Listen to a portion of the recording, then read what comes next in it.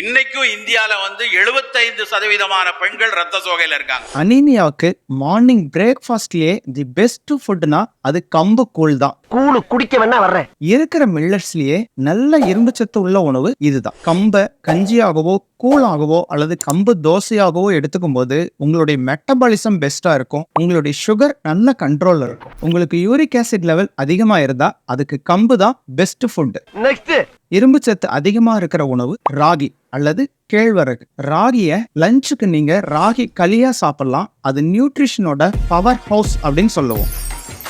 ஏன்னா இதுல protein, calcium, iron மற்றும் ஃபைபர் போன்ற சத்துக்கள் அதிகமா இருக்கு. மருந்தென வேண்டாவாம் யாக்கைக்கு. இந்த மாதிரி உணவை நீங்க டயட்ல சேர்த்துக்கிட்டீங்கன்னா உங்களுக்கு நோயே வராது. நீங்க ஹாஸ்பிட்டலுக்கே போக தேவையில்லை. சார், பேஷண்டே இல்லைன்னா நீங்க என்ன சார் பண்ணுவீங்க?